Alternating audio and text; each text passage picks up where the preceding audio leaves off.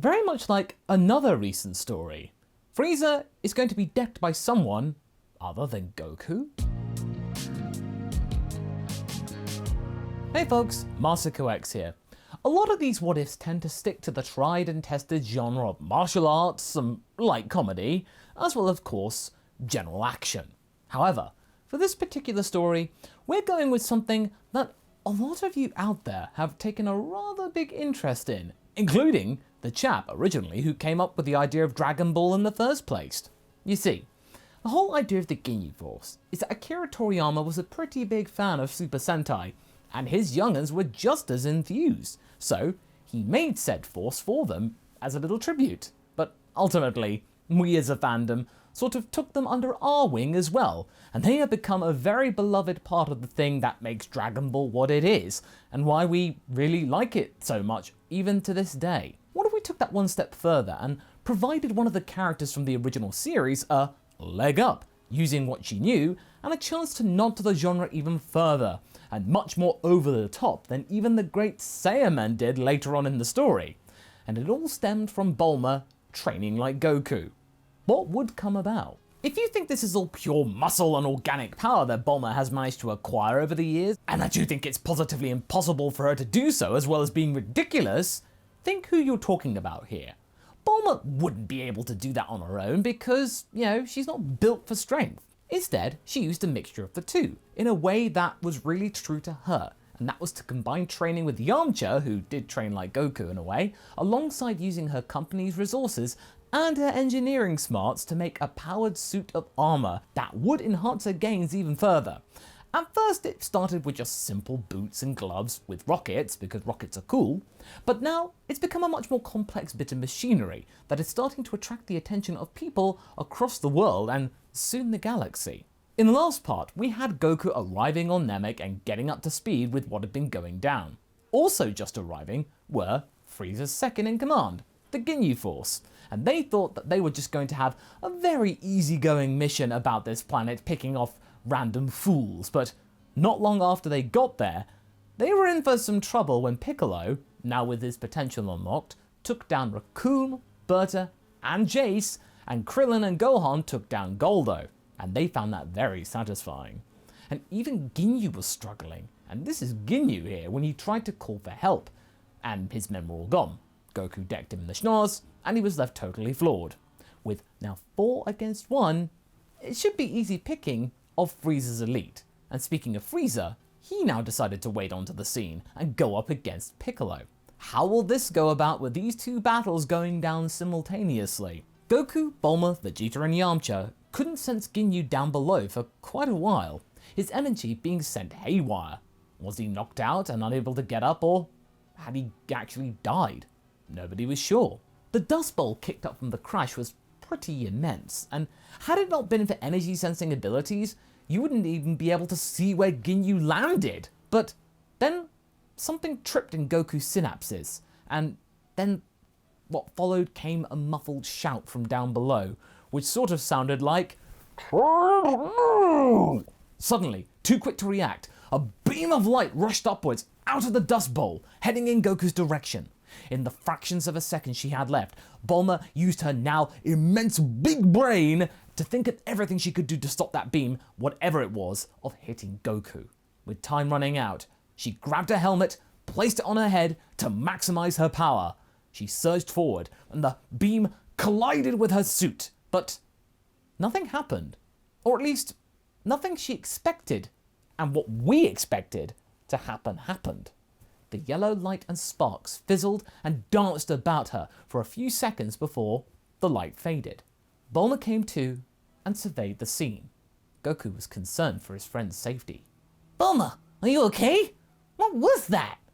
Bulma did feel okay, but she knew that the suit had been affected, damaged in some way. "I'm fine, but there's something weird with this." Suddenly, the suit contorted and twisted in a way that the human body really wasn't supposed to, and she wasn't in control. What was going on? Yamcha and Goku were terrified, whereas Vegeta was smirking. This is what you get for relying on technology all the time. First with the Frieza Force and their scouters, and now seemingly you with that souped-up costume. You've no sympathy for me. With Vegeta choosing not to help out and instead gloating from the sidelines, Goku and Yamcha grabbed Bulma in her suit and tried to stop it from snapping her in two. But then, a panicked voice emanated from the suit, which wasn't Bulma's. Ah! What kind of trap is this? Why am I not in this girl's body? Explain at once! That was weird. It almost sounded like Ginyu's voice. Bulma tried to access her internal computer, but she got no response. And after seconds of no reply, she then figured out what had happened. Ginyu, somehow, she couldn't explain it yet, had taken over the computer's personality drive. The suit was still contorting though, and jerking, even with Goku and Yamcha holding on for dear life, as Ginyu was frantically jabbering with the situation, almost in shock. Why am I not in a body? Where am I? This tone wasn't of anger or of confidence. This was more like fear. When the dust cleared down below, Ginyu's body could be seen, motionless and devoid of life. Bulma looked down, and then suddenly, a wail of agony came from the suit's speakers. He could see his own body. No! How can this be? How does this even work? I'm seeing through your eyes, but not your eyes. Vegeta is getting bored of this wailing from Ginyu and demands to know exactly what happened. As that was going on, Piccolo and Nail are discussing fusion as Frieza is descending upon them at great speed. Are you sure this is a good idea, Nail? I mean, isn't it forbidden? Well, that's what Guru said. I know, but if we stuck to that idea, then soon there may be no Namekians left to deem it forbidden. Right now, what's the worst that could happen aside from us being torn to shreds? Piccolo thought about this and reckoned that his compatriot had a pretty good point. With little time to spare, Nail prepared his new ally for the ritual, and he even acquiesced with who would run the show, with Piccolo taking the dominant side of the new fusion. As Frieza touched down, he saw two Namekians touching each other before a massive white light eclipsed his view. When it dissipated, only one Namekian was left, and this one was very confused at what had gone down, just as much as the Emperor had been. In his usual bullish nature, Frieza piped up. I hope I wasn't interrupting, anything intimate. Where did your friend go? Was that some feeble means of running away? However, this didn't really scare Piccolo. He simply turned his gaze to Frieza and smiled. No, he's still here. In here. He tapped his head, and this just made Frieza even more puzzled instead of scared. I still don't get it. Tell me what's going on, or I shall kill you where you stand. I doubt that, said a brash big green. Frieza smirked and commended this slug's bravery as well as foolishness, but he soon aimed a finger beam at Piccolo to shut him up. But then that only air. While Frieza was figuring out what had happened, he then got a slap in the face from Piccolo, coming in hot from the side. The Emperor got sent flying for hundreds of feet before crashing into a mountain. Before he could even get up, he was being pummeled left, right and centre by the now fused Namekian, and thanks to obviously the two constituents being at full power and at full energy, Piccolo getting his potential unlocked to Frieza's toast. Back with the other team, Gohan and Krillin were ready with the Dragon Balls, and with Dende on hand, they had a ready means to make the wish. They paused briefly when they could sense Piccolo and Bulma's energies get really freaky for a second before leveling out, the foremost being way stronger than it was before, finding a good support point. And Krillin could taste that, so without further hesitation, Porunga is summoned. And the first two wishes are to bring Chaozu and Tenshinhan back respectively, each requiring one wish. For the moment in this time in the story, you could only bring back one person at a time. And for the third wish, this came from a request from Dende, and that was to move the planet Namek to somewhere else in the galaxy so that no one else, like Frieza, could try and use their Dragon Balls for their own personal greed ever again. And given actually Dende had helped them quite a lot, that was the least that Krillin and Gohan could do, so they gladly accepted. And thanks to the wish back on Earth, all the Namekians and people taken out by Frieza and his crew were brought back to life. Now with the wishes done, Porunga takes his leave, and the only wish Frieza would get here was that he found those balls earlier. From his point of view, he saw the sky turn black, remember there's a lot of things going on, and then 7 beams of light scattering in all directions.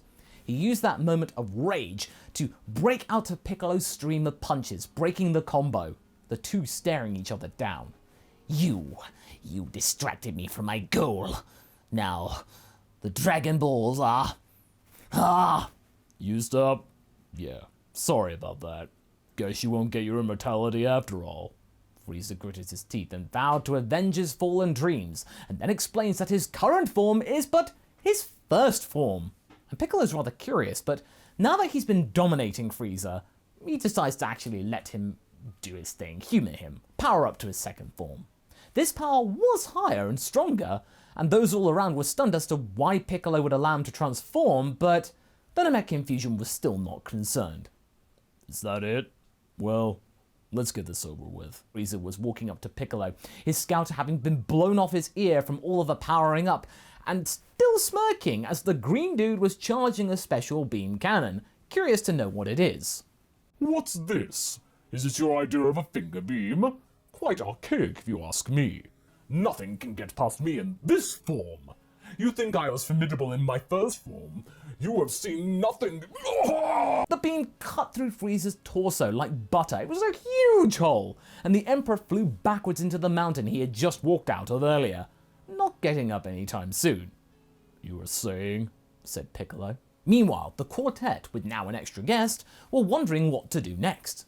Bulma asked Goku and Yamcha to hold her limbs in place some more while Ginyu's essence calmed down. Now with her body not being turned into silly putty, she had time to think what was going on, and what she thought was rather remarkable. Somehow, Ginyu's mind is now in my suit. I'm in your what? Why am I not in your body? Or Goku's body? This doesn't make any sense! Your power doesn't make any sense, so I wouldn't be complaining about the situation. How about offering me some information instead? You're not going anywhere. Think again. Change now! Change now! What's going on? Why am I not transferring into another's body? No mouth. Your voice is being channeled from a speaker made of mechanical parts.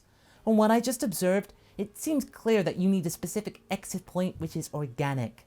All mechanical here. In short, you just booked yourself a one-way ticket to Computersville, buddy. Ginyu's voice quivered and wailed. He kept shouting change now desperately, but to no avail. To think that the mighty Captain Ginyu had been hoodwinked into becoming a mere simulation of a man! How disgraceful an ending is this! To become but a tool!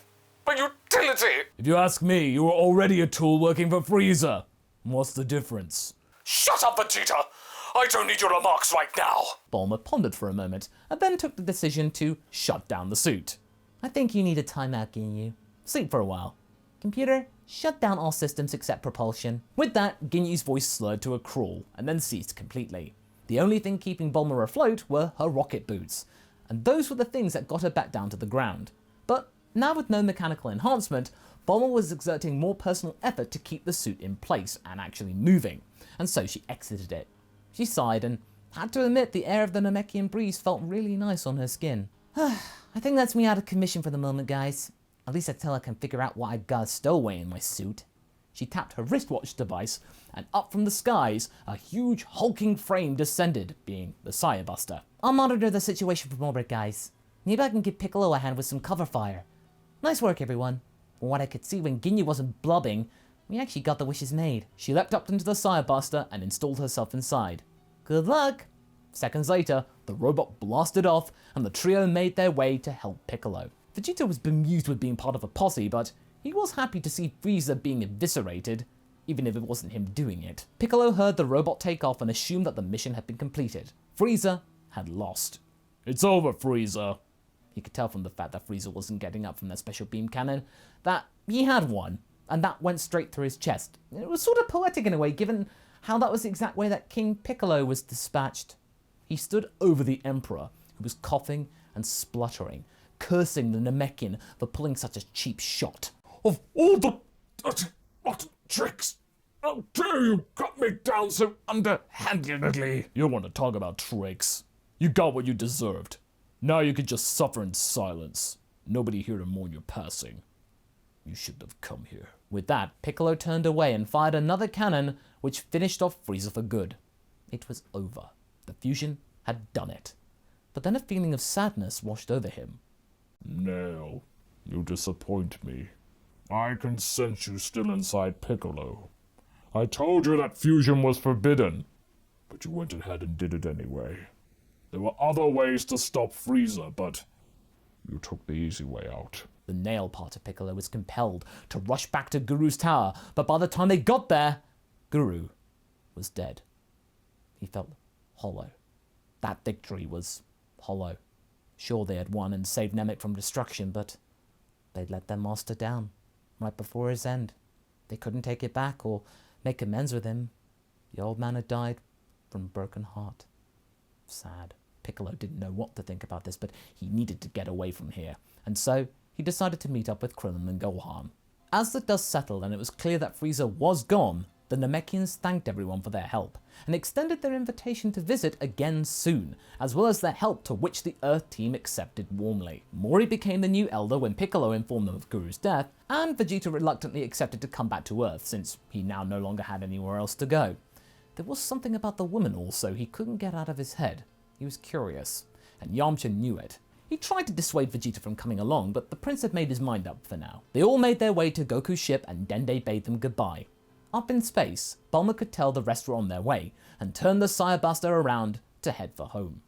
On the way, she couldn't help but think about the fact that now, through no fault of her own, she'd acquired a fully sentient and conscious essence in her combat suit. If she could reverse engineer what was left of Ginyu, she could maybe accelerate the development of AI by several decades in maybe just 1 year.